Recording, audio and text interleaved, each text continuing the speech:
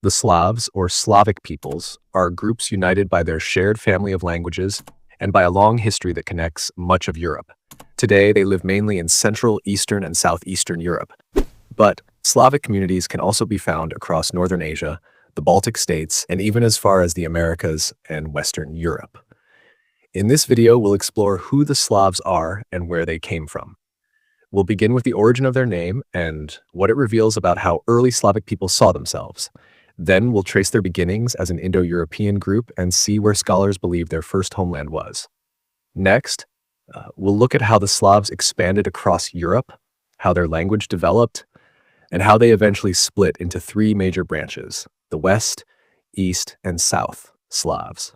We'll follow their story through the Middle Ages when they began forming early states and kingdoms, and then move into the modern era, where ideas of unity and independence shaped their political and cultural identity. Finally, we'll touch on what modern science has discovered about their genetic background, their religion, and their interactions with neighboring peoples through the centuries. The name Slav has a long and fascinating history. The earliest written record of it dates back to the 6th century AD, when the Byzantine historian Procopius mentioned groups he called Sklavoi, Sklavanoi, or Sklavanoi. Around the same time, the writer Jordanes used the Latin term Sklavini. Later documents written in Old Church Slavonic, dating from the 9th century, show that the people themselves used the name Slovian. From these forms, linguists have reconstructed the original proto-Slavic word Slovinin, which in plural form became Slovian. The meaning of this old name is usually traced back to the word slovo, meaning word. It likely referred to people who spoke the same language, in other words, people who understand one another. This idea stood in contrast to how the Slavs referred to their Germanic neighbors, whom they called nemjik, derived from nem, meaning mute or silent. In this sense, the term Slovene simply meant those who speak, while their neighbors were those who do not. The word Slovo itself, along with related words like slava, glory, and slu, hearing, can be traced back to the ancient Proto-Indo-European root klu, meaning to be spoken of or to hear. This same root appears in other languages too, in Greek as kleos, in Latin as kluo, and even in English in the word loud. During the medieval and early modern periods, Latin writers usually referred to the Slavs as Sklavani, or, in shortened form, Sklavai. These names appeared in chronicles and documents throughout Europe, marking the growing awareness of the Slavic peoples among their neighbors. The early Slavs were an Indo-European people who spoke related dialects and lived during the migration period and the early Middle Ages, roughly between the 5th and 10th centuries AD. They inhabited a broad zone of Central, Eastern, and Southeastern Europe, and from these early communities emerged the foundations of the later Slavic nations and states. Historians still debate where the first Slavs actually came from, since written sources from that time are scarce. However, most scholars agree that their earliest homeland lay somewhere in Eastern Europe, with the region of Polasia, a vast area of forests and wetlands spanning parts of modern Belarus, Ukraine, and Poland, being the most widely accepted location. The Romans already knew of peoples who might have been the ancestors of the Slavs. In the 1st and 2nd centuries AD, writers such as Pliny the Elder, Tacitus, and Ptolemy described a group called the Veneti, who lived east of the Vistula River near the Gulf of Dansk. Later, Byzantine sources mentioned three related groups: the Veneti, the Antes, and the Sklavani, who were seen as branches of the same people. The historian Jordanes, writing in the mid-6th century, noted that although they all came from one nation, they were known under these three different names. Procopius, another Byzantine writer, recorded that in ancient times the Sklavani and the Antes had shared a single name, Sporoi. He believed this was an older designation for the same population. Some scholars even point to Ptolemy's geography from the 2nd century, which includes names like Stavanoi and Soabanoi as possible references to early Slavic tribes. These groups may have lived near or among the Alans, a nomadic Iranian-speaking people, and could have migrated eastward beyond the Volga River. By the 8th century, the Slavs had become more visible in historical sources. Those living near the borders of the Carolingian Empire were known as Wends, a name derived from the earlier Roman term Veneti. Archaeology also helps trace their development.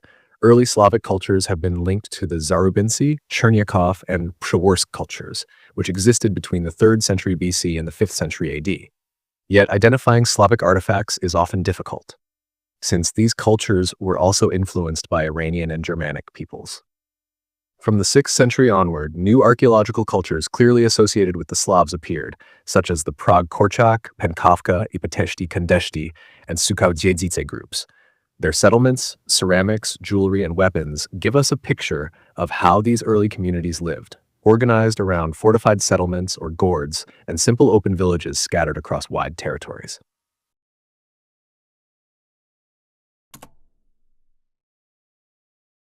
The question of where the proto-Slavic people first lived has long been debated by historians, archaeologists, and linguists. This proto-Slavic homeland refers to the region where the ancestors of all Slavs lived before they began spreading across Europe during the 1st millennium AD. While no single answer satisfies everyone, most evidence points to Central and Eastern Europe as the heart of this early Slavic world. Among the many theories, the most widely accepted places this homeland in Polesia, a vast and swampy lowland area covering parts of today's Belarus, Ukraine, and Poland. Earlier attempts to link Slavic origins to the Near East or other distant regions have been dismissed over time, as no archaeological or linguistic data support them. Archaeologists have found that this homeland never extended too far in any direction. It did not reach as far east as the Volga River, nor did it go beyond the Dinaric Alps or the Balkan Mountains in the south. To the west, it likely stopped short of Bohemia.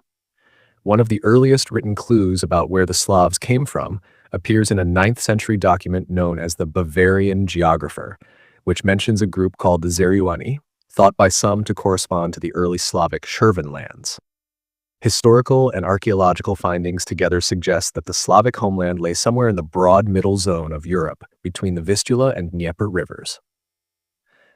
The Prague, Penkova, and Kolochin archaeological cultures of the 6th and 7th centuries are considered the best reflections of the early Slavic expansion from this area. These groups mark the beginning of the great movement of Slavic-speaking peoples who would later spread across much of the European continent.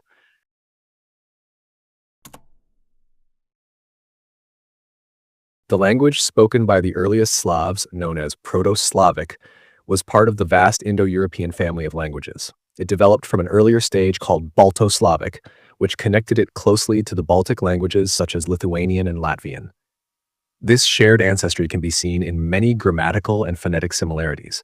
For example, both branches used the genitive case for negative sentences and lost certain sounds inherited from Proto-Indo-European.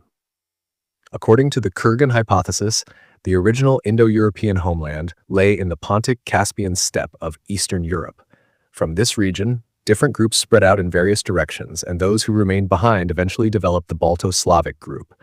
Over time, Proto-Slavic became distinct from its Baltic relatives, forming its own identity as a separate branch by the early 2nd millennium BC. The vocabulary of Proto-Slavic gives us clues about the world in which its speakers lived. It contained many words related to family and social life, such as svekri for husband's mother and zali for sister-in-law. Yet it lacked detailed terms for coastal features, sea life, or other aspects of maritime geography, a sign that the early Slavs lived inland, far from the ocean. Linguists have traced many of the oldest river names or hydronyms in the Slavic region to the area between the source of the Vistula and the middle basin of the Dnieper.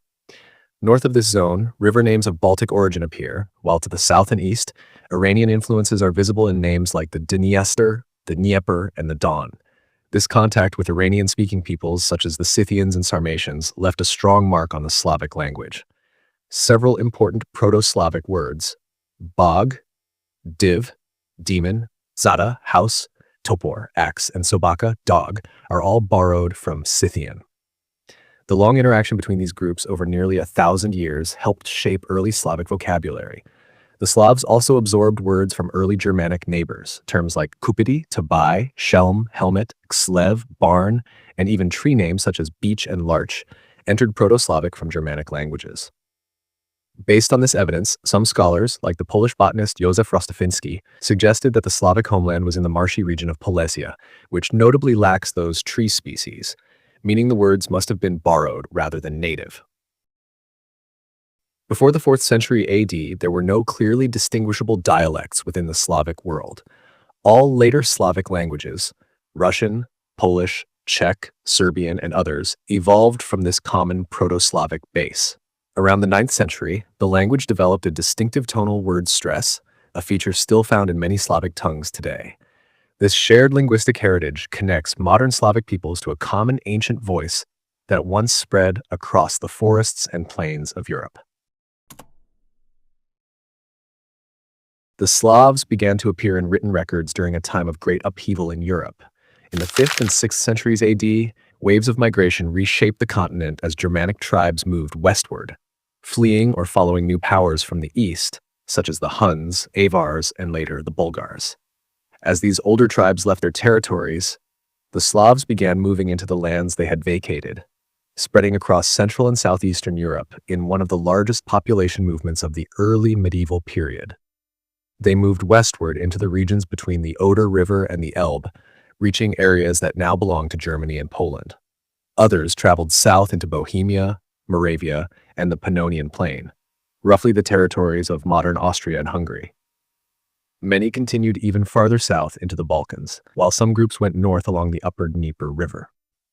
There are even suggestions that certain Slavic groups may have migrated with the Vandals as far as the Iberian Peninsula and North Africa, though evidence for this remains uncertain. By the 6th century, the Slavs had become a major presence on the Byzantine frontier. Byzantine chroniclers were astonished by their numbers, writing that so many Slavs had marched through the land that the grass would not regrow where they had passed. They settled not only in the northern Balkans, but also as far south as Greece, and records from the time mention Slavic settlements in the Peloponnese and even parts of Anatolia. Pope Gregory I, writing around 600 AD to the Bishop of Salona in Dalmatia, expressed alarm over these new arrivals, saying he was deeply troubled by how the Slavs were pressing hard on the region and had even begun to appear in Italy through Istria. This shows how rapidly the Slavs were expanding and how visible they had become to neighboring powers. By the end of the 6th century, Slavic communities had spread across a vast area, from the Eastern Alps in the west to the Dnieper in the east, and from the Baltic in the north to the Balkans in the south. This migration period laid the foundation for the later Slavic nations that would dominate much of Eastern and Central Europe. As the Slavs spread across Europe, they eventually developed into three main cultural and linguistic branches: the West Slavs, the East Slavs, and the South Slavs. Each branch was shaped by the lands they settled in and by the peoples and empires they came into contact with. The West Slavs were the groups that settled in Central Europe after the Germanic tribes had moved away during the migration period. They became the ancestors of modern Poles, Czechs, and Slovaks. Over time, they mixed with local populations such as Germans, Hungarians, Celts, and even remnants of the Pannonian Avars. Living within the former sphere of the Western Roman Empire, they fell under the influence of Latin culture and later of the Catholic Church, which would play a key role in shaping their religion and written language. The East Slavs developed further to the northeast in areas that are now Russia, Ukraine, and Belarus.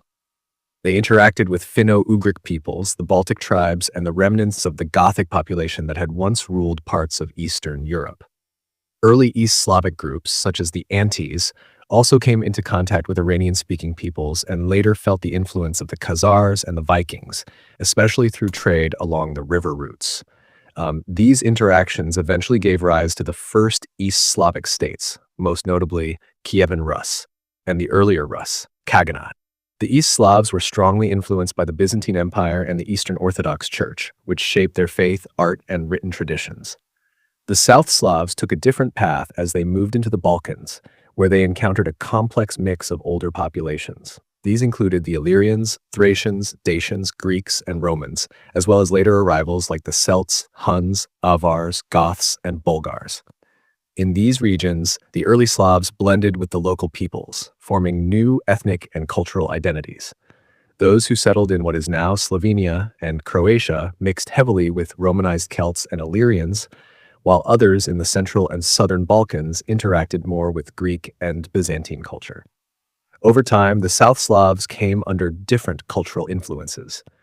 The Croats and Slovenes were part of the Western Christian world and followed Catholicism, while most other South Slavs fell under the sphere of the Byzantine Empire and later the Ottoman Empire, adopting Eastern Orthodoxy or, in some regions, Islam.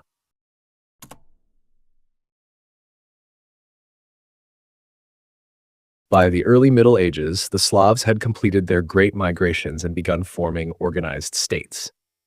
These early political structures were typically ruled by princes who maintained small treasuries and armed forces to defend their territories. The 7th century marked the appearance of the first known Slavic polity in Central Europe, the realm of the Frankish merchant Samo. Samo had united several Slavic tribes to resist their Avar overlords and became their leader.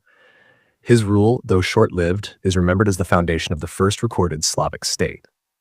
After Samo's realm faded, other early Slavic states began to appear across Europe. In the Alpine region, the Principality of Carantania emerged, while in what is now Slovakia, the Principality of Nitra developed. These early domains later became part of the larger Great Moravian state, which played a major role in the Christianization of the Slavs.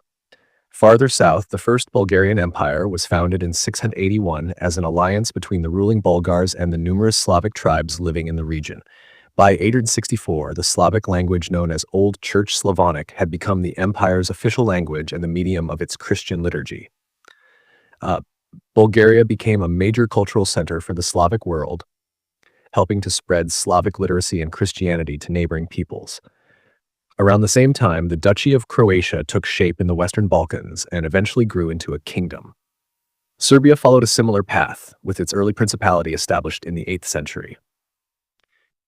In the north, the Duchy of Bohemia and the East Slavic state of Kievan Rus both arose during the 9th century, marking the beginning of a long tradition of Slavic monarchies. Over time, changes in the political landscape of Europe began to divide the Slavic world geographically and culturally.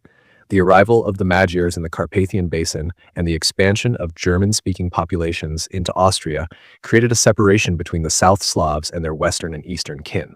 Still, Slavic civilization continued to grow and diversify, producing new states such as the Second Bulgarian Empire, the Kingdom of Poland, the Banat of Bosnia, and the medieval Serbian Empire. By the close of the Middle Ages, the Slavs had firmly established themselves as one of Europe's most significant cultural and political groups, spread across vast territories but connected by shared roots in language, tradition, and belief.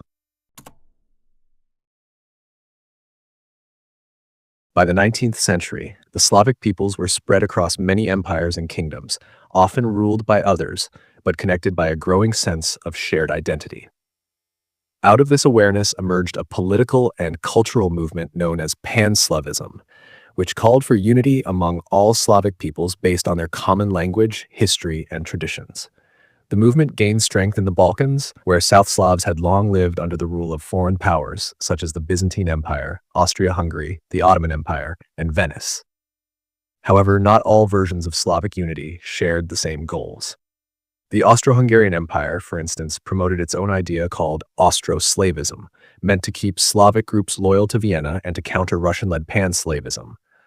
By the late 19th century, only 3 independent Slavic states existed: the Russian Empire, the Principality of Serbia, and the Principality of Montenegro. Bulgaria, although effectively self-governing, was still officially a vassal of the Ottoman Empire until it declared full independence in 1908. In other regions, particularly within Austria-Hungary, Slavic peoples like the Czechs, Slovaks, Croats, and Slovenes demanded greater autonomy and recognition. The call for national self-determination grew louder as the century progressed, setting the stage for dramatic changes in the decades to come. During World War I, representatives of several Slavic groups, including Czechs, Slovaks, Poles, Serbs, Croats, and Slovenes, organized in allied countries to gain support for their independence. When the war ended in 1918, several new Slavic nations were born: Czechoslovakia, the Second Polish Republic, and the Kingdom of Serbs, Croats, and Slovenes, which later became Yugoslavia. The first half of the 20th century, however, was also marked by immense suffering. In Russia and later in the Soviet Union, wars, famines, and purges claimed tens of millions of lives. 2 major famines in 1921-22 and 1932-33 devastated the Volga region, Ukraine, and the northern Caucasus. The latter, often called the Holodomor, was the result of Stalin's policy of forced collectivization in Ukraine. During World War II, the Slavic peoples once again faced catastrophe.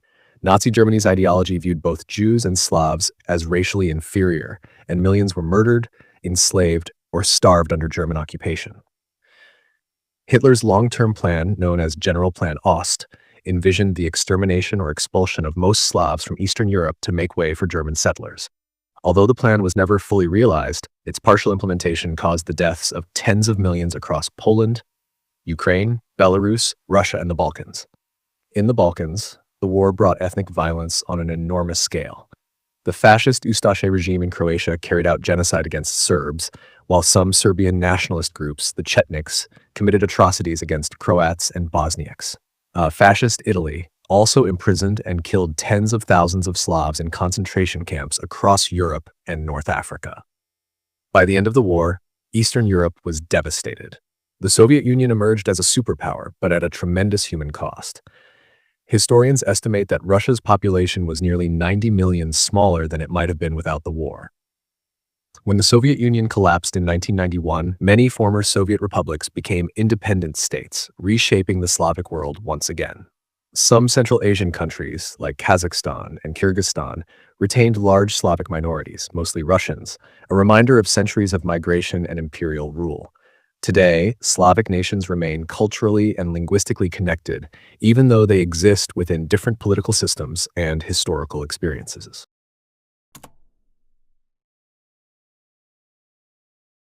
Modern genetic studies have provided valuable insights into the origins and movements of the Slavic peoples.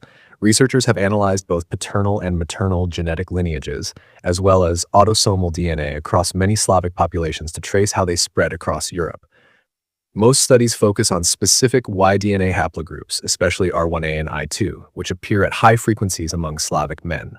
Subgroups such as RM558, RM458, and ICTS1228 are particularly common and seem to correspond to the migration routes of early medieval Slavs. Genetic data suggest that the Slavic expansion likely began in the region of present-day Ukraine and southeastern Poland, around the Middle Dnieper Basin. A 2010 study showed that the spread of Slavic culture cannot be explained only by cultural influence or language adoption.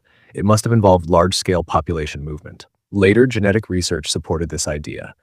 A 2013 autosomal DNA study found that South Slavs and Poles share a remarkably high number of common ancestors, likely a result of the Slavic and Hunnic expansions. This pattern fits a scenario where a relatively small population expanded rapidly into regions with low population density around the 6th century, matching the historical timeline of Slavic migration. Further studies have shown multiple waves of genetic mixing among East European populations, both Slavic and non-Slavic, between roughly 400 and 1000 CE.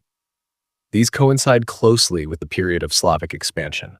Today, South Slavs, including Croats, Serbs, and Bulgarians, display a strong genetic connection to other Slavic groups, with between 50% and 70% of their ancestry traced to ancient Balto-Slavic roots. Recent archaeogenetic research continues to refine this picture. A 2022 study in Science confirmed that the medieval Slavic migrations had a major genetic impact on southeastern Europe, significantly reducing the older Neolithic ancestry of the region.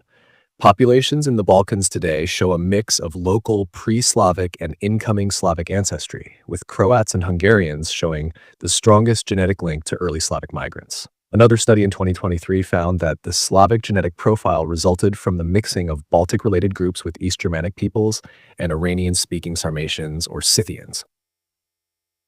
The same year, a cell study based on over 140 ancient DNA samples confirmed that the spread of Slavic language and identity in southeastern Europe was accompanied by real population movements of both men and women carrying the typical Eastern European genetic markers I2A-L621 and R1A-Z282. It also showed that more than half the ancestry of most people in the Balkans today comes from these early Slavic migrations, with traces still visible even in Greece.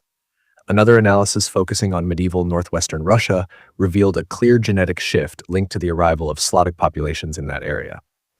A separate study on ancient DNA from Poland found similar results, showing that while some genetic continuity existed between Iron Age and medieval populations, there was also a major influx of new genetic lineages, particularly the R1A group during the Slavic period. Finally, a large-scale 2025 study published in Nature analyzed over 500 samples from across Europe and confirmed that between the 6th and 8th centuries, populations from Eastern Europe replaced more than 80% of the local gene pool in what is now Eastern Germany, Poland, and Croatia. The researchers concluded that the sweeping cultural and linguistic changes seen in this period were indeed tied to massive movements of people. The study also identified the region south of Belarus and north of Ukraine as the most likely core homeland of the early Slavs.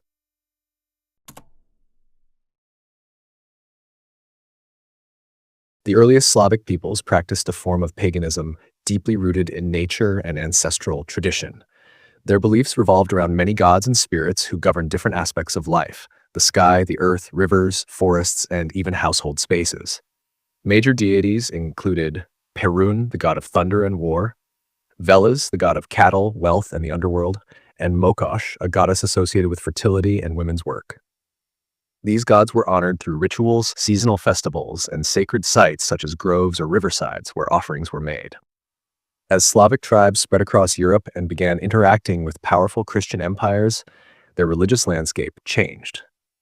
The Christianization of the Slavs took place gradually between the 7th and 12th centuries. Different Slavic groups came under different influences depending on their geography and political ties. Among the East Slavs, those who lived in what is now Russia, Ukraine, and Belarus, Christianity spread mainly through contact with the Byzantine Empire. In 988 AD, Prince Vladimir of Kievan Rus officially adopted Christianity from Byzantium, making Eastern Orthodoxy the dominant faith among East Slavic peoples. This conversion introduced not only new religious traditions, but also literacy, as the Cyrillic script was developed to translate religious texts into Old Church Slavonic. The South Slavs, living closer to the Balkans and Greece, were also influenced by Byzantine Christianity. Bulgaria played a particularly important role in this process, becoming one of the earliest Slavic states to adopt Christianity officially in the 9th century. From there, the use of the Slavic liturgical language and script spread to other regions under Orthodox influence, including Serbia and later parts of Russia. In contrast, the West Slavs, such as the Poles, Czechs, and Slovaks, fell under the religious and cultural sphere of the Western Roman Empire. They adopted Catholicism, which brought Latin literacy, Western ecclesiastical structures, and a different cultural orientation. This division between Eastern Orthodoxy and Roman Catholicism later mirrored the broader East-West schism within Christianity that formally split the two churches in the 11th century. Another major faith later took root among some South Slavs: Islam. It arrived in the Balkans beginning in the 7th century through early contact with Muslim traders and armies, but became more established after the Ottoman conquest in the late medieval period. Over time, some South Slavic groups, especially in Bosnia, parts of Serbia, and North Macedonia, converted to Islam, creating a religious diversity that remains visible in the Balkans today.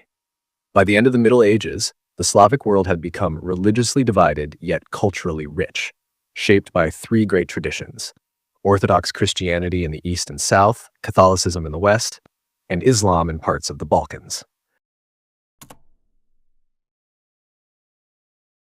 Throughout their long history, the Slavs have lived alongside and interacted with many other peoples. From their earliest homeland in Eastern Europe, they encountered groups such as the Aronian-speaking Sarmatians and the Germanic Goths. These early contacts shaped not only their trade and warfare, but also their language and culture. As the Slavs expanded during the early Middle Ages, they moved into territories already inhabited by a wide variety of ethnic groups. In the northern Black Sea region, they absorbed the remnants of Gothic and Sarmatian populations. In the Balkans, they came into contact with the diverse descendants of ancient peoples such as the Illyrians, Thracians, Dacians, and Greeks, as well as Romanized communities that had survived the fall of the Western Roman Empire. Because Slavic settlers were so numerous, they eventually assimilated most of these older groups, spreading their language and culture across the region. There were, however, notable exceptions. In Greece, for instance, Slavs who had migrated south were gradually Hellenized, especially as more Greeks returned to reclaim lands in the 9th century. The strength of the Byzantine Church and administration also ensured that Greek culture remained dominant there. Similarly, in modern-day Romania and Hungary, many Slavs who passed through on their way to the Balkans were eventually assimilated into local populations. The Albanians, who trace their ancestry to the ancient Illyrians, also maintained a distinct identity despite centuries of contact with Slavic neighbors. In Bulgaria, the Turkic-speaking Bulgars established a ruling elite over the local Slavic population, but over time they themselves became Slavicized, adopting the Slavic language and merging with the people they governed. Along the Adriatic coast, the Romance-speaking inhabitants of fortified Dalmatian cities retained their language for centuries, but by the late Middle Ages, they too were absorbed into the surrounding Slavic world. The Slavs also came into contact with Turkic nomads, including the Pechenegs and Kipchaks, who frequently raided or traded with them. These invasions pushed many East Slavic communities northward into forested regions, where they were safer from steppe warfare. In the Balkans, Germanic Gepids mixed with local Slavs, while in medieval Serbia, Bosnia, and Bulgaria, groups of Saxon miners settled temporarily and were eventually assimilated into the Slavic population. Outside Europe, Slavs became known in the medieval Arab world as Sakaliba, a term referring to Slavic slaves and mercenaries who served in North Africa, Sicily, and Muslim Spain. Some Sakaliba rose to positions of power, serving as guards or administrators under the caliphs. In Northern Europe, the Slavic tribes known as the Palabians and Obodrites faced German expansion during the 12th century. The Wendish Crusade of 1147, part of the Northern Crusades, targeted these pagan Slavs. Their leader, Niklot, resisted until his death in 1160, after which the process of Germanization began. Over time, many Slavs in what is now Eastern Germany were assimilated, though traces of their presence remain in regional surnames and place names. The Palabian language survived until the early 19th century, when it finally disappeared. Even today, genetic studies show that many Germans, especially in eastern regions, carry Slavic ancestry, with roughly 1 in 5 men descending from Slavic paternal lines. Likewise, about 20% of foreign surnames in Germany are of Slavic origin, showing how deeply intertwined the two peoples became.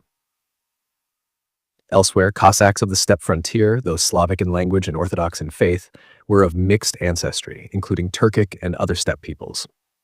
In the Carpathians, Vlachs, originally Romance-speaking shepherds, migrated northward and intermarried with Slavs, becoming part of communities such as the Gorals of Poland and Slovakia, or the Ruthenians of the Carpathian region.